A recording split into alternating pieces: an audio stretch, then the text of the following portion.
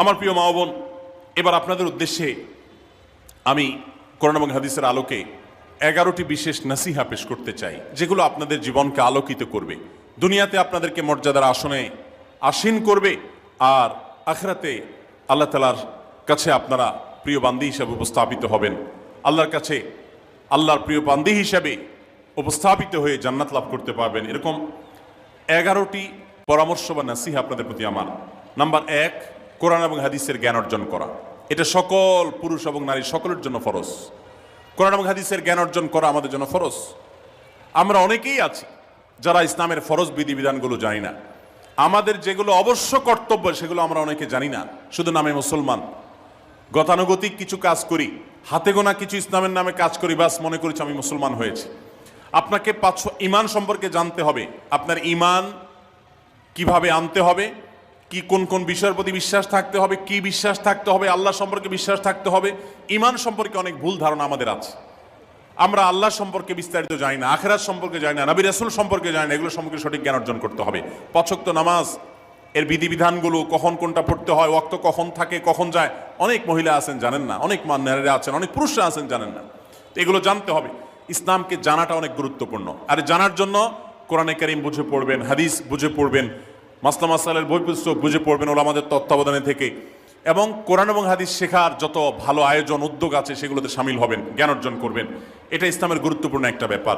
জ্ঞান অর্জন যদি না করেন তাহলে আপনি ইসলামের কোনো কাজ করতে পারবেন। ইসলামের সব কিছুর আগে হলো জ্ঞান অর্জন করা। সব কিছুর আগে ইসলাম সম্পর্কে ইলম অর্জন করতে হবে, কোরআন হাদিসের নলেজ অর্জন করতে হবে। নাম্বার 2, 5 ওয়াক্ত নামাজ। নবী সাল্লাল্লাহু আলাইহি সাল্লাম জান্নাতে, মেয়েদের জান্নাতে যাওয়ার শর্টকাট যে সিলেবাস দিয়েছেন, শর্টকাট যে ওয়ে বলেছেন, 4টা শর্ত দিয়েছেন। এর মধ্যে থেকে একটা হলো 5 ওয়াক্ত নামাজ ঠিকঠাক মতো যদি আদায় করেন। অনেক মহিলারা আছেন জোহরের নামাজ আসরের সময় গিয়ে আদায় করেন, আসরের কাছাকাছি আদায় করেন, কারণ গৃহস্থলী কাজে ব্যস্ত থাকেন, রান্নাবাড়ার কাজে ব্যস্ত থাকেন, গা গোসল নিয়ে ব্যস্ত থাকেন। করছি করে এই রান্নাবাড়া করা, সবাইকে খাবার দাবার দেওয়া, ছেলে মেয়েকে খাবার দাবার দেওয়া, ঘর ইত্যাদি মোছা ধোয়া, এগুলো করতে করতে, নিজের গোসল টোসল করতে করতে 3টা 3:30 বেজে যায়। অনেক সময় আসরের ওয়াক্তের কাছাকাছি গিয়ে তারপর জোহর নামাজ আদায় করেন। খুবই গর্হিত একটা কাজ। আমার মা বোনরা সতর্ক থাকবেন এ ব্যাপারে, যে নামাজ সময় মতো আদায় করতে হবে। শয়তান আপনাদেরকে একটা ভুল কথা বলে ধোঁকা দেয়, সেটা হলো যে আমি রান্নাবাড়া করছি যে পোশাকে, এই পোশাকে কিভাবে নামাজ পড়বো, তাহলে আমি গোসল টোসল করে একটা নামাজ পড়বো। আর গোসল তো আর সহজে করা হয় না। রান্নাবাড়ার পরে সবাই বাড়ায় খাওয়াই দেওয়া, এরপরে ঘর দুয়ার পরিষ্কার করা, এরপরে সব কাজ শেষে গোসল করা, তারপরে গোসল করে এসে নামাজ পড়া, এসব করতে করতে শয়তান আপনার নামাজটা অনেক পিছায়া দেয়। মনে রাখবেন, আপনি যে পোশাকে কাজ করতেছেন ওই পোশাকে যদি দুর্গন্ধ না থাকে, খারাপ না থাকে, ভালো পোশাক হয়, তো ওই পোশাকে আপনি নামাজ পড়তে পারবেন। দুর্গন্ধ থাকলেও শরীরকে ফ্রেশ করার ব্যবস্থা আছে, আপনি ফ্রেশ করে আপনি নামাজে দাঁড়ায় যাবেন, এরপর নামাজ পড়ে বাকি কাজ করবেন। নামাজকে বলবেন না যে আমার অনেক কাজ আছে, এগুলো শেষ করে নামাজ পড়বো।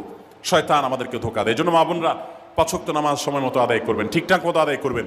অনেক মা বোনরা আপনারা নামাজ পড়েন, নামাজ হয় না। বাংলাদেশে বেশিরভাগ মহিলাদের, নারীদের মধ্যে একটা ভুল আছে নামাজ প্রসঙ্গে, সেটা হলো যে নামাজের মধ্যে সতরটা ভালো করে ঢাকেন না। সতর কি? মেয়েদের নামাজের মধ্যে মুখমণ্ডল ছাড়া, 2 হাতের কবজি ছাড়া তাদের মাথা থেকে পা পর্যন্ত পুরো শরীর তারা ঢেকে রাখবে।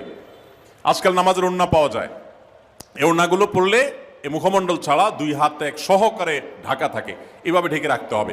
আপনি যদি নামাজ পড়েন, আপনার গলা দেখা যায়, আপনার কাঁধের কিছু অংশ দেখা যায়, চুল দেখা যায়, আপনার হাতের কনুই দেখা যায়, তাহলে সেক্ষেত্রে কিন্তু আপনার নামাজ হবে না। যদি আপনার পুরো নামাজ জুড়ে এরকম খালি থাকে এগুলো, তাহলে নামাজ হবে না। অনেক বোনরা এটা জানেন না, তাহলে নামাজটা ঠিকঠাক মতো পড়তে হবে। জান্নাতে যাওয়ার জন্য এটা পূর্ব শর্ত, নাম্বার 2। নাম্বার 3, রমজান মাসে রোজা রাখা। রোজা রাখার ক্ষেত্রে আলহামদুলিল্লাহ মা বোনরা রাখেন সাধারণত, কিন্তু রোজা রেখে গীবত, মিথ্যা, শেকায়েত, মানুষের পিছনে সমালোচনা করা, এগুলো করলে রমজান নষ্ট হয়ে যায়, রোজা নষ্ট হয়ে যায়। এগুলো করা যাবে না, এগুলো থেকে বেঁচে থাকতে হবে। সেই সাথে অনেক মা বোন আছেন, একটু সন্তান গর্ভে আসছে, কিন্তু সন্তান দুধ কিংবা সন্তান দুধ পান করে, এই অজুহাত দিয়ে তিনি দেখা যায় যে রমজানের রোজা ঠিক মতো রাখেন না। এটা ভুল। বরং সামান্য একটু ঠুনকো অজুহাতে রমজানের রোজা বাদ দেওয়া যাবে না। যতক্ষণ পর্যন্ত শক্তি সামর্থ্য আছে রমজান রোজা ঠিক মতো রাখতে হবে। নাম্বার 3। 4 নম্বর হলো স্বামীর আনুগত্য করা। আমি সবসময় বলি এটা হলো মহিলাদের জন্য তিতা করল্লার আমল। তিতা করল্লা দিয়ে জুস বানায় খাওয়ানো, এটা যেরকম কষ্টের কাজ মানুষের জন্য, ঠিক একইভাবে মহিলাদের জন্য স্বামীর কথা শোনাটা এরকম কষ্টের কাজ। অনেক মহিলা আছে নামাজ পড়তে রাজি আছি, রোজা রাখতে রাজি আছি, তাসবিহ তাহলিল করতে রাজি আছি, কোরআন পড়তে রাজি আছি, মগর পুরুষের স্বামীর কথা শুনবো না। কেন তার কথা শুনবো কেন? আমি কি কম বুঝি? এই মানসিকতা আজ পশ্চিমা অপসংস্কৃতির যে ছোঁয়া আমাদের সমাজে এসেছে, লেগেছে, এটার কারণে আমাদের মা বোনদের মধ্যে তৈরি হয়েছে। এটা কখনো আমাদেরকে সুখী করতে পারে না। একটা ছোট মুদি দোকানেও একজনকে দায়িত্বশীল মানতে হয়, একজন মালিক হয় আর একজন অধীনস্থ হয়, একজন ম্যানেজার হয় আর একজন তার কর্মী হয়। এতটুক চেইন অফ কমান্ড যদি ঠিক না থাকে তাহলে একটা ছোট দোকানও সুশৃঙ্খল ভাবে চলতে পারে না, সেটাও বিশৃঙ্খল হয়ে যাবে। তাহলে একটা সংসার, একটা পরিবারে একজনকে মুরব্বী না মানলে কিভাবে সেটা চলতে পারে? অবশ্যই একজন নারী তার স্বামীকে অভিভাবক মানবেন, মুরব্বী মানবেন, তাকে মেনে চলবেন। শুধু ইসলামই বলে নাই, পশ্চিমা দুনিয়ার মানুষরাও স্বীকার করে। সব একটা আত্মজীবনীমূলক লেখা ধারাবাহিকভাবে বাংলাদেশে একটি জাতীয় গণমাধ্যমে প্রকাশ হয়েছে অনেক বছর আগে, আমি পড়েছি। সেখানে তিনি পরিষ্কার করে বলেছেন যে আমার দাদি নানীরা পারিবারিক জীবনে যতটা সুখী ছিল, এখন আমাদের স্ত্রী, আমাদের মেয়েরা ততটা সুখী না। অথচ তাদের এত বেশি শাড়ি চুড়ি, এত বেশি সাজগোজ, এত বেশি সুখ সমৃদ্ধির উপকরণ ছিল না আজকের মেয়েদের যতটা আছে। পারিবারিক শান্তি তখন যতটা ছিল এখন তার ধারে কাছেও নেই। এর অন্যতম কারণ হলো এটি যে আমরা পশ্চিমা অপসংস্কৃতির ছোঁয়ায় পড়ে শয়তান আমাদেরকে অতিরিক্ত স্বাধীনতার নাম দিয়া আমাদেরকে বলগাহীন স্বাধীনতার পথে নিয়ে গেছে, যেটা আমাদের ধ্বংস ডেকে এনেছে। এজন্য একজন গার্ডিয়ান, একজন অভিভাবক পরিবারে থাকতে হবে, তাকে মানতে হবে। আপনি নারী হিসাবে আপনার স্বামীটাকে যদি মনে হয় একটু বোকা কিসিমের, সে বুঝে না, আপনি অবশ্যই ডেফিনেটলি আপনি তাকে বোঝাবেন, আপনি তাকে আপনার মতামত বলবেন, তারও কর্তব্য আপনার মতামত গ্রহণ করা। কিন্তু এর মানে এই না যে আপনি তাকে ডিনাই করবেন, পাত্তা দিবেন না, অবজ্ঞা করবেন, তার কাছে জিজ্ঞেস করা ছাড়া যেদিক সেদিক যাবেন, যা খুশি তা করবেন, এটা উচিত না। আপনার জান্নাতে যাওয়ার প্রয়োজনে ওই যে তিতা করল্লা বলেছি, সে যদি কোনো দিক থেকে তাকে মানতে আপনার কষ্ট হয়, আপনার থেকে সে পিছিয়ে আসে বুদ্ধিতে জ্ঞানে, তারপরে একটু কষ্ট করে ঢোক গিলেন, একটু কষ্ট করে সবর করেন, শুধুমাত্র জান্নাতের আশায় আল্লাহ তাআলা আপনাকে মর্যাদা দিবেন, দুনিয়াতে বড় করবেন, আখিরাতে বড় করবেন। অনেক সময় দেখা যায় পুরুষতান্ত্রিক সমাজে আমাদের দেশে দেখা যায় যে পুরুষদের নানা অনাচারে মেয়েরা অতিষ্ঠ হয়। একটু সবর করেন, সন্তান সন্ততি বড় হবে, তখন আর পুরুষের এই সমস্ত জুলুম থাকবে না, পুরুষ তখন দৌড়ের উপরে থাকবে। এই বাস্তবতা আমরা প্রত্যেকটা মানুষ উপলব্ধি করার কথা। অতএব মুসলিম নারীদের অত্যন্ত গুরুত্বপূর্ণ আরেকটি বিষয় হলো 4 নম্বর যেটি বললাম, স্বামীর আনুগত্য করা। যতটুকু সম্ভব তার সর্বোচ্চ আনুগত্য করার চেষ্টা করতে হবে, যতক্ষণ তিনি কোরআন হাদিসের কথা বলেন। স্বামী যদি কোনো অন্যায় কথা করতে বলেন তাহলে তখন আর তার কোনো কথা শোনা যাবে না।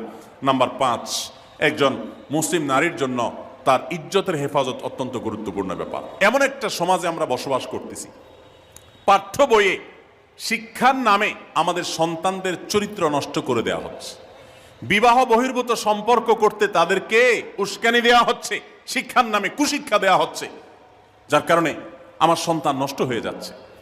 এই জন্য আমি বলি, এমন যুবক, এমন যুবতী আজকাল সোনার হরিণ হয়ে গেছে। হাজারে 10 জন যুবক পাওয়া যাবে কিনা সন্দেহ, যেই যুবক বুকে হাত রেখে বুক টান টান করে আল্লাহর শুকরিয়া আদায় করে বলতে পারবে তার যৌবনে কোনো হারাম স্পর্শ সে করে নাই, কোনো হারামের কাছে সে যায় নাই, তার চরিত্রকে সে হেফাজত করেছে, কোনো গুনাহে সে লিপ্ত হয় নাই, এরকম কথা বলার মতো যুবক খুব বেশি নাই আমাদের সমাজে। ধ্বংস করে ফেলা হয়েছে বিনোদনের নামে, শিক্ষার নামে, নানা নামে। এগুলো আমাদের দেশের সংস্কৃতি ছিল না। এদেশের মুসলমান তো বটে, এদেশের হিন্দুরাও পারিবারিক এই বন্ধনের মধ্যে থেকে তারা তাদের চরিত্রকে হেফাজত করে, বৈবাহিক সম্পর্ক ছাড়া কোনো প্রকার সম্পর্কের মাধ্যমে তাদের যৌন আকাঙ্ক্ষাকে মেটায় না। এটা এদেশের মাটির, এদেশের কালচার, এদেশের মানুষের কালচার, এদেশের সকল ধরনের মানুষের কালচার, কিন্তু এদেশের সেই সংস্কৃতিকে ধ্বংস করে দেওয়া হচ্ছে ছোট ছোট বাচ্চাদের বইয়ে এই বিবাহ বহির্ভূত সম্পর্কের কথা বলে। এই জন্য সচ্চরিত্র এখন সোনার হরিণ হয়ে গেছে। নবী সাল্লাল্লাহু আলাইহি ওয়াসাল্লাম বলেছেন, মাইয়াজমান লি মা বাইনা লিহিয়াইহি ওয়া মা বাইনা রিজলাইহি আদমান লাহুল জান্নাহ। যে ব্যক্তি তার 2 চোয়ালের মাঝখানের অঙ্গ অর্থাৎ মুখ, আর যে ব্যক্তি তার 2 রানের মধ্যবর্তী অঙ্গ, তার লজ্জাস্থানকে হেফাজত করবে, অন্যায় খাতে ব্যবহার করবে না, এটার সংরক্ষণের দায়িত্ব এবং গ্যারান্টি যে ব্যক্তি নিজের ব্যাপারে নিজে নিবে, নবী সাল্লাল্লাহু আলাইহি ওয়াসাল্লাম বলেছেন, আমি তার জন্য জান্নাতের দায়িত্ব নিয়ে নিলাম। যে এটা 2টার দায়িত্ব নিতে পারবে, আমি তার জান্নাতের দায়িত্ব নিলাম। এবং নবী সাল্লাল্লাহু আলাইহি ওয়াসাল্লাম আরো বলেছেন, আকসারু মা ইউদখিলুন নাস আন-নার, মানুষকে সবচেয়ে বেশি জাহান্নামে নিয়ে যায় কোন জিনিসে? আল ফামু আল ফরজ, এই 2টি অঙ্গ, মুখ এবং লজ্জাস্থান। এই জন্য মা বোনরা, অনেকে আপনাদেরকে অনেক প্ররোচনা দিবে, অনেক গুনাহের পথে আহ্বান করবে। আপনাদের মেয়েরা স্কুল কলেজে পড়তে গেলে সেখানে অনেক অন্যায় আবেদন শুনবে, হারামের আহ্বান শুনবে। তাদেরকে সুশিক্ষা দিবেন যে আল্লাহ তাআলা তোমাকে যে চরিত্র দিয়েছে, এই যৌবন দিয়েছে, এটাকে যেখানে সেখানে ব্যবহার করলে হবে না। কিয়ামতের ময়দানে যুবকদেরকে আলাদা করে জিজ্ঞাসা করা হবে, তোমার যৌবনকালে কি করছো সেটা বলো, বুড়া বয়সে এসে কি করছো এটা ইম্পর্টেন্ট না, যৌবনকালে কি করে আসছো সেটার হিসাব দাও। যৌবনকে হেফাজত করার গুরুত্ব এত বেশি, আল্লাহ আলাদা করে জিজ্ঞাসা করবেন। এই জন্য মা বোনদের কর্তব্য তাদের মেয়েদেরকে, ছেলেদেরকে অসৎ চরিত্রতা থেকে হেফাজত করবেন, সংরক্ষণ করবেন, তাদেরকে বুঝাবেন, তাদেরকে সেভাবে বড় করবেন যে বিয়ে শাদীর মাধ্যমে, সাংসারিক জীবনের মাধ্যমে তোমরা তোমাদের এই জীবনকে তোমরা উপভোগ করবে। আল্লাহ তাআলা তোমাদের জন্য যে নেয়ামত রেখেছেন সেই নেয়ামত তোমরা পাবে, কিন্তু অবৈধ উপায়ে কখনো তোমরা সেদিকে পা বাড়াবে না। যারা বাড়ায় তাদের দুনিয়াতেই ধ্বংস হয়, আখিরাত তো আছেই। এই অবৈধ সম্পর্ক করে সুখে থাকে খুব কম মানুষ। যারা যত বেশি এই জগতে যায় তারা তত বেশি অসুখী থাকে দাম্পত্য জীবনে। অতএব একজন নারী তার 5 নম্বর গুরুত্বপূর্ণ বিষয় হলো তার ইজ্জতের হেফাজত, লজ্জাস্থানের হেফাজত এবং তার চরিত্রের হেফাজত। আল্লাহ তাআলা আমাদের মা বোনদেরকে সেই তৌফিক দান করুন। অনেক সময় দেখা যায় যে সবই ঠিক আছে, আপনি সোশ্যাল মিডিয়াতে পুরুষের ছবি দেখে, ভিডিও দেখে আপনি হারাম আনন্দ পাচ্ছেন। আপনি ইমোতে, হোয়াটসঅ্যাপে, মেসেঞ্জারে বিভিন্ন পুরুষের সাথে অপ্রয়োজনীয় চ্যাটিং করছেন, কথা বলছেন, এবং সেখানে এই বেহুদা কথা থেকে অনেক অনাচার হয়ে যায়, অনেক সংসার ভেঙে যায়, অনেক পরকীয়া হয়, অনেক সংসার ধ্বংস হয়। এই জন্য আল্লাহ বলেছেন আল্লাহ তাকরাবুজ জেনা, জেনার কাছেও যেও না, চ্যাটিংই করতে যেও না, কারণ করতে গেলে তুমি ডুবে যাবা, পরে ফিরে আসতে পারবা না। ভয়ঙ্কর এক গুহা এবং ভয়ঙ্কর এক জগৎ। তো এই পথ থেকে আমাদেরকে বেঁচে থাকতে হবে। আল্লাহ আমাদের তৌফিক দান করুন। নাম্বার 6, মা বোনদের জন্য গুরুত্বপূর্ণ বিষয় হলো সন্তানদের লালন পালন করা। আপনি বাজার থেকে 2-4 কেজি আম কিনে খাইছেন, এটাতে আপনি যতটা সুখী হতে পারবেন, আপনি যদি একটা আমের গাছ লাগাই দিতে পারেন তাহলে তার চাইতে অনেক বেশি সুখী হতে পারবেন, আপনি বেশি লাভবান হবেন, আপনি মনকে মন আম খেতে পারবেন, আপনার বংশধররা খেতে পারবে। নিজে আমল তো করবেনই মায়েরা, বোনেরা, পাশাপাশি সন্তানদেরকে যদি আল্লাহ ভীরু বানান, মুত্তাকি বানান, পরহেজগার বানান, কোরআন হাদিস শিখান, তাদেরকে যদি পর্দা শিখান, তাদেরকে যদি চরিত্রের হেফাজত শিখান, তাদেরকে যদি ভালো মানুষ বানানো শিখান, তাহলে আপনি আম গাছ লাগানোর মতো ফলের গাছ লাগাই গেলেন, সওয়াবের গাছ লাগাই গেলেন। দুনিয়া থেকে চলে যাবেন, নেক সন্তানের আমল যেগুলো আপনি শিখাই দিয়ে গেছেন এগুলোর সব আপনি পেতে থাকবেন। ছেলেটাকে সূরা ফাতিহা নিজে শিখাবেন, মেয়েটাকে সূরা ফাতিহা নিজে শিখাবেন, নিজে ভালো করে শিখবেন, তাহলে মরণ পর্যন্ত এই ছেলে যতবার সূরা ফাতিহা পড়বে প্রত্যেক নামাজে আপনি কিন্তু সওয়াব পেতে থাকবেন, কারণ আপনি শিখাই দিয়ে গেছেন, আপনি শুরুটা করে দিয়ে গেছেন। এই জন্য মা বোনদের জন্য সন্তানদের লালন পালন করা, সন্তান দুধে ভাতে আছে কিনা, ভালো জামা কাপড় পরছে কিনা, এর চাইতে ইম্পর্টেন্ট হলো সন্তান আমার নামাজ পড়ছে কিনা, সন্তান আমার আল্লাহকে চিনে কিনা, সন্তান আমার কোরআন হাদিসের শিক্ষা পেয়েছে কিনা। সন্তান একদিন স্কুলে যায় না, তার জন্য আমার মাথা খারাপ হলে, সন্তান একদিন নামাজ পড়ে না এক ওয়াক্ত, তার জন্য আরো বেশি মাথা খারাপ হতে হবে। তাহলে আপনি দায়িত্বশীল মা হতে পারবেন, দায়িত্বশীল বাবা হতে পারবেন। মনে রাখবেন নবী সাল্লাল্লাহু আলাইহি ওয়াসাল্লাম বলেছেন, প্রত্যেকটা শিশু জন্মগ্রহণ করে ভালো মানুষ হয়ে, কেউ জন্মগতভাবে খারাপ হয় না, ডাকাত হয়ে জন্মায় না, তবে তার মা বাপ তাকে নষ্ট করে। কারণ মা বাপ তাকে ঠিক মতো লালন পালন না করে, ভালো পরিবেশ দেয় না, খারাপ ছেলেফেলের সাথে মিশে, তখন সে নষ্ট হয়। এই জন্য আপনার দায়িত্ব সন্তান কার সাথে মিশছে, কোথায় যাচ্ছে, কি করতেছে, মোবাইলে কি দেখছে, সন্তানকে সময় দেন, মোবাইল টিপাটিপি বন্ধ করেন, তাদেরকে নিয়ে বসেন, তাদেরকে কথা শোনান, কোরআন হাদিস পাঠ করে শোনান, তাদেরকে ভালো পরিবেশ দেন, ভালো ফ্যামিলির, দিনদার ফ্যামিলির বাচ্চাদের সাথে তাদেরকে মিশান। ইনশাআল্লাহ আপনি আল্লাহর কাছে এর জন্য উত্তম বিনিময় পাবেন, সওয়াব পাবেন।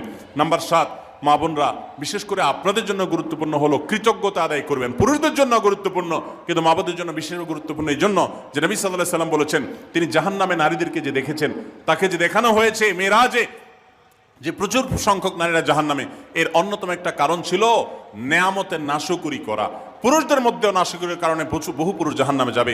মা বোনরা স্বামী এবং নিজের জগতে যতটুকু আল্লাহ তাআলা দিয়েছেন এতটুকুর উপর শুকর আদায় করবেন।